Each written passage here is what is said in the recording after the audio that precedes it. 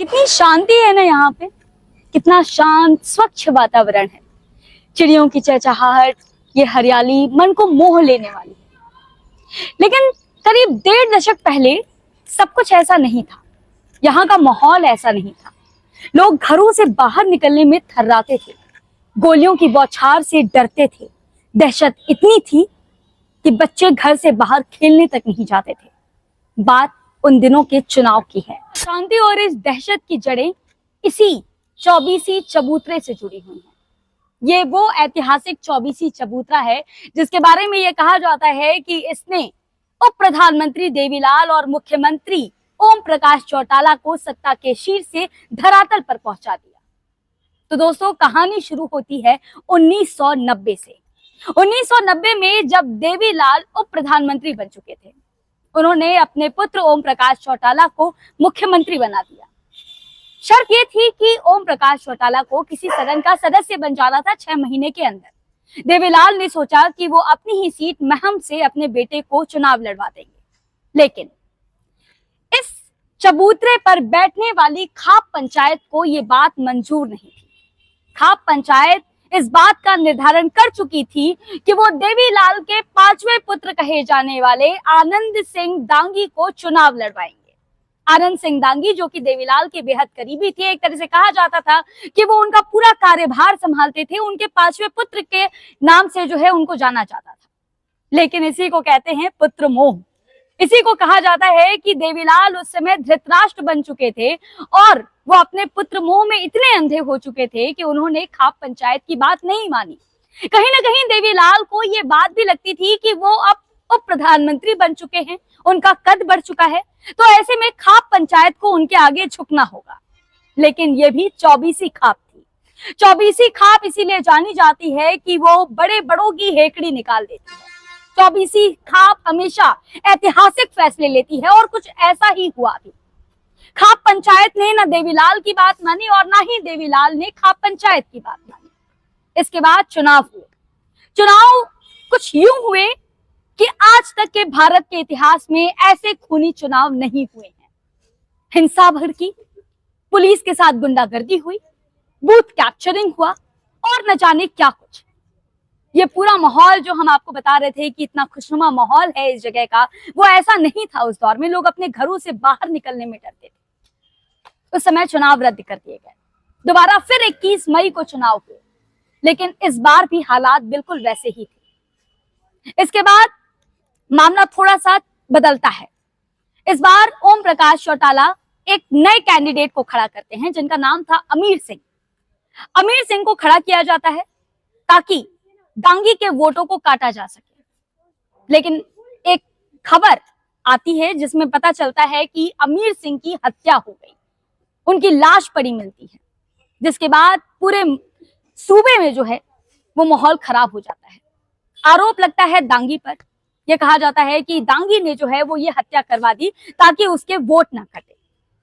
ये सारी चीजें होती हैं और इस सब के बीच में कहीं ना कहीं देवीलाल पर आंच आती है, देवीलाल की छवि पर आंच आती है। वीपी सिंह देवीलाल से ये कहते हैं, उस समय प्रधानमंत्री थे वीपी सिंह, वो कहते हैं कि भाई हमारी प्रतिष्ठा पर सवाल उठ रहा है। तो ऐसे में देवीलाल अपने पुत्र ओम प्रकाश चौटाला से इस्तीफा दिलवा दें। देवीलाल को ये बात बुरी लग जाती है, वो वीपी सिंह से उखड़ जाते हैं, आक्रोशित हो जाते हैं और वो खुद भी इस्तीफा दे देते हैं। बाद में ओम प्रकाश चौटाला ने भी इस्तीफा दे दिया। तो इसीलिए इस 24वीं चबूतरे के पास हम आए हुए हैं, क्योंकि आज हम महम विधानसभा में आए हैं और हमने सोचा कि इसके इतिहास के बारे में आपको बता दें कि ये कितना ऐतिहासिक चबूतरा है और उतनी ही ऐतिहासिक विधानसभा भी है। तो आइए यहाँ के लोगों से बातचीत करते हैं और यहाँ का चुनावी माहौल जानते हैं। आइए मेरे साथ। ऐतिहासिक धरती पे आने पर हार्दिक अभिनंदन है। थैंक यू भैया। और पता क्या है, ये जो 24 चबूतरा है, हाँ। यह एक ऐसी खाप होया करती जो निर्णय यहाँ से लिया जाया करता वो विधानसभा में निर्णय जाया करता। यहाँ से मुख्यमंत्री भी चुन के गए हुए हैं, उप प्रधानमंत्री भी यहाँ से गए हुए हैं। मगर आज आम 20 मन से पार्टी बनाते, सबको अधिकार है बोलने का, मगर आज के दिन टक्कर है तो राधा इलाहौद की टक्कर है। 6 शेरों में 1 श्रेणी उतरी है। निर्दल है या पार्टी? पहले पार्टी में थे, बीजेपी में, बीजेपी पार्टी में एक कार्यकारिणी होते हुए भी मैम 24 के चबूतरे की साइड बनवाई, पार्क का विकास करवाया और चीजों का भी विकास करवाया। मगर एक मौका वो उसके शमशेर खरकड़ा जी उठे थे, वो हार गए थे बीजेपी पार्टी से। अब की बार बीजेपी ने टिकट काट दिया, मगर अब की बार मैम विधानसभा ने एक माहौल बना रखा है कि एक मौका तो राधा अदालत को देना चाहिए। नारी है और नारी शक्ति का मान सम्मान रखते हुए एक मौका राधा अदालत के लिए, अब की बार राधा अदालत पार है। अच्छा जी, और भी लोग हैं। चाचा जी क्या नाम हुआ आपका? बजरंग यादव जी। यादव जी ये बताइए क्या माहौल है महम का, बताइए। मैम का जी वैसे तो इसमें थोड़ा कैंडिडेट खड़े हो रहे हैं, फिर भी निर्दलीय और इसमें कांग्रेस में टक्कर निर्दलीय और कांग्रेस का। हाँ।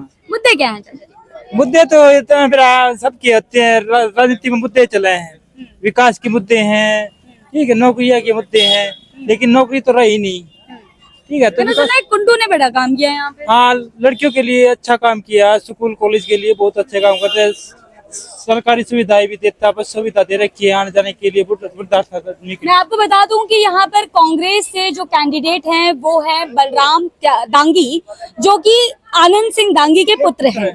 और बलराम दांगी जो है वो इस बार चुनावी मैदान में है कांग्रेस से। भाजपा से दीपक हुड्डा हैं जो कि खिलाड़ी रह चुके हैं, गोल्ड मेडलिस्ट पे रह चुके हैं।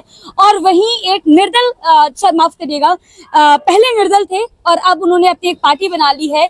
कुंडू जी, क्या नाम है उनका पूरा? बलराज कुंडू। बलराज कुंडू जो है यहाँ पर चुनाव लड़ रहे हैं। इसके अलावा आम आदमी पार्टी से विकास नाहरा भी हैं। ये तमाम लोग जो है वो यहाँ से चुनाव लड़ रहे हैं। लेकिन ये कहा जा रहा है कि यहाँ कांग्रेस का और बलराज कुंडू का टक्कर देखने को मिल सकता है। आपका क्या नाम है? नरेश सैनी। नरेश जी क्या लगता है कौन जीतने वाला है? अभी फाइट है पूरी किसके बीच में? बलराज कुंडू के बीच में, राधा रानी के बीच में। अच्छा, तो ये बताइए कि जो मैं बाहर सुन रही हूँ कि कांग्रेस और भाजपा का हर जगह पे टक्कर है, तो ऐसा महम में नहीं है? ऐसा नहीं है। ऐसा नहीं है। भाजपा से नाराज क्यों है लोग यहाँ पे? क्या बताऊं अब क्यों नाराज है। यहाँ पर कार्य नहीं है, विकास कार्य नहीं हुए, विकास कर रहे ना नहीं किए। अच्छा, 10 साल में कोई का विकास कार्य नहीं हुआ है, इसलिए वे नाराज भाजपा से नाराज है। ठीक है। तो भाई ये यहाँ के कुछ लोग थे जिनसे हमने बातचीत की है। आगे और चलेंगे और समझेंगे कि महम की जनता आखिर क्या सोचती है।